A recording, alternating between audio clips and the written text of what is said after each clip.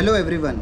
तो मैं आज आपके साथ अपने कैडेटशिप का जर्नी शेयर करने वाला हूं कि कैसे मेरे कैडेटशिप के टाइम पे मेरे साथ में धोखा हुआ, मैंने क्या स्ट्रगल किया, सब कुछ मैं आपके साथ में शेयर करूंगा। ठीक है, तो स्टार्ट करते हैं। तो क्या मैंने जो पास किया, ठीक है, I passed out Tolani maritime institute. ठीक है, मैंने एडमिशन लिया 2008 में, अगस्त 2008 में, और अगस्त 2011 में मैं पास आउट हुआ। ठीक है, और मेरी सिलेक्शन हो गई थी, कैंपस प्लेसमेंट हो गई थी वी शिप्स में।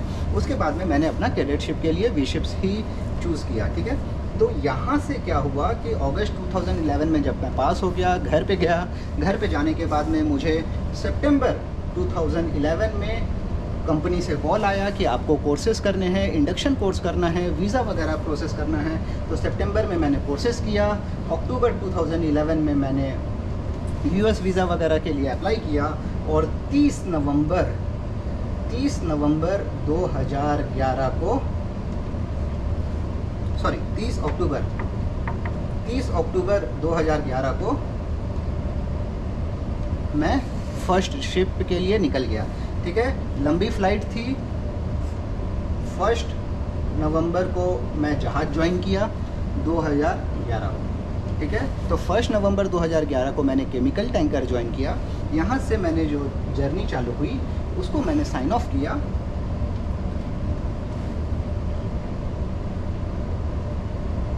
मार्च 2012 में। ठीक है, फर्स्ट वीक ऑफ मार्च 2012 में मैंने फर्स्ट वेसल साइन ऑफ किया। तो मेरी टोटल यहाँ पे जो सी टाइम एक्सपीरियंस हुई थी वो अप्रॉक्सीमेट 4.5 मंथ, 4.5 महीना ही हुआ था, क्योंकि ये जो जहाज़ था वो बिक गया। ठीक है, ओनर चेंज हो गया, ओनर ने किसी दूसरे मैनेजमेंट को दे दिया, तो बिक गया जहाज़। तो मुझे क्या, सारे क्रू को 4.5 महीना में साइन ऑफ करना पड़ा। अभी लेके तो गए थे हम 6 महीना का कॉन्ट्रैक्ट, करना था टोटल 12 महीना, 4.5 महीना में साइन ऑफ हो गया। अभी क्या करें, चीज़ें तो हाथ में नहीं है।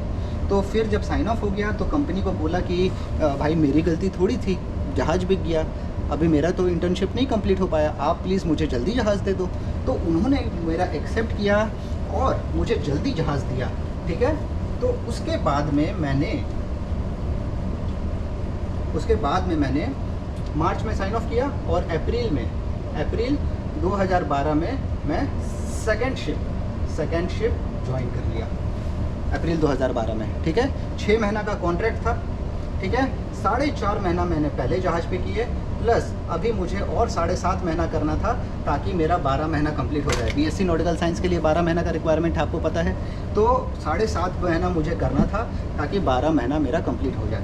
ठीक है, फिर जो मैंने यहाँ से साइन ऑफ के टाइम पे जब क्लोज आते गया तो दिसंबर 2012 को जहाज था न्यू मैंगलोर पोर्ट पे। ठीक है, न्यू मैंगलोर पोर्ट पे था, और साउथ अफ्रीका से न्यू मैंगलोर जा रहा था। ठीक है, तो न्यू मैंगलोर में साइन ऑफ के लिए मेरा आ गया ईमेल कि आपको साइन ऑफ करना है। मैंने कंपनी को बोला कि सर मेरा सिर्फ 7 दिन बच रहा है, 12 महीना कंप्लीट होने से सिर्फ 7 दिन बच रहा है, प्लीज़ मुझे एक्सटेंशन दे दो। उन्होंने बोला कि न्यू मैंगलोर के बाद में जहाज़ बहुत लंबा जाएगा, आपका 7 दिन का एक्सटेंशन नहीं मिल सकता, फिर बहुत लंबा हो जाएगा, मे बी आपको 9 महीना हो जाएगा। मैंने बोला कि कोई बात नहीं सर, मैं कर लूँगा, 9 महीना भी हो गया, लेकिन मैं 7 दिन के लिए फिर दूसरा जहाज़ ज्वाइन करूँगा तो मेरा बहुत समय बर्बाद होगा और बहुत लेट होगा।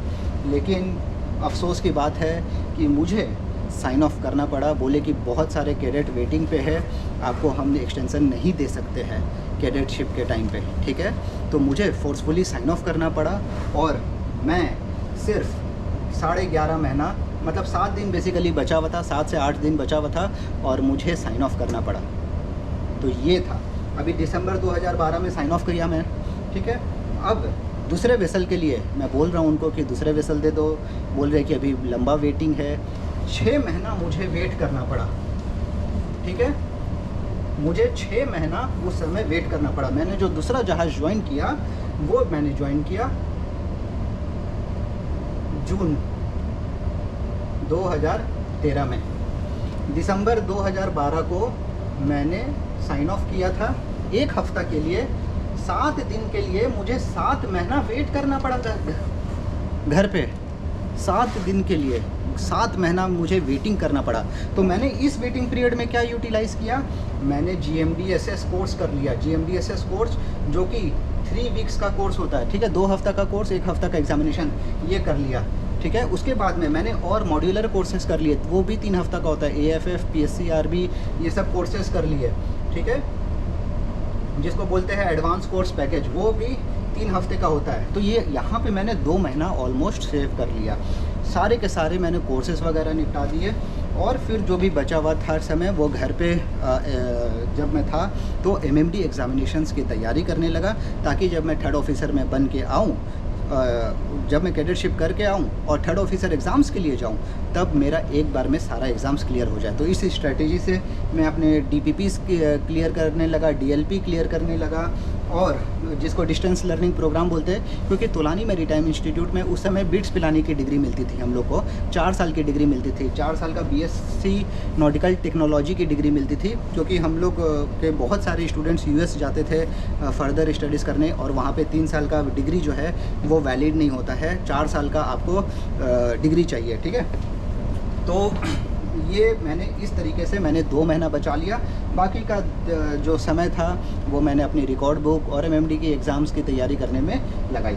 फिर मैंने जब जहाज़ पे गया तो 7 महीना वेटिंग के बाद में मैं जहाज़ ज्वाइन किया। मैंने कंपनी को बोला कि मुझे जल्दी साइन ऑफ करवा दो, तब उन्होंने मुझे जल्दी साइन ऑफ करवा दिया, ठीक है। तो यहाँ पे क्या किया, मैं ज्वाइन किया और 5 महीना के अंदर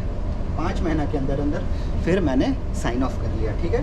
5 महीने के अंदर साइन ऑफ करके मैं ऑलमोस्ट दिसंबर 1st वीक में आया, ठीक है।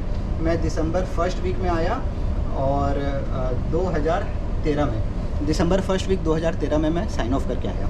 फिर उसके बाद में मुझे सिर्फ 2 कोर्स बचा था, ROC ARPA, ठीक है, ROC ARPA, ये इसको करने में 3 हफ्ता लगता है। तो सिर्फ मेरा यही बचा था, बाकी कोर्सेस निपट गए थे। उस समय रिटन एग्ज़ाम्स भी नहीं होता था। तो यहाँ पे क्या किया कि मैंने ROC ARPA कर लिया 3 हफ्ते का। फिर तोलानी में गया। हमारे टाइम पे क्या होता था कि आपको पहले ओरल तोलानी में देना है, तोलानी वाले आपको ओरल की प्रैक्टिस करवाएंगे, फिर आपको MMD में जाके देना है। तो मैंने फटाफट ये 3 कोर्सेज़ किए। कॉलेज में गया, कॉलेज में अपनी कैडेट रिकॉर्ड बुक दी, ठीक है, तोलानी का ओरल एग्जामिनेशंस क्लियर किया, डिग्री लिया वहाँ से बिट्स पिलानी की, प्रोविज़नल डिग्री। फिर बाद में ओरिजिनल डिग्री तो बिट्स पिलानी की तरफ से घर पे आई, लेकिन प्रोविज़नल डिग्री लिया, और फिर हम निकल गए MMD में। MMD में एग्जामिनेशंस दिए। फर्स्ट अटैम्प्ट में 2 ओरल निकल गया फर्स्ट अटैम्प्ट में, और सेकेंड अटैम्प्ट में बाकी के ओरल निकल गए, ठीक है।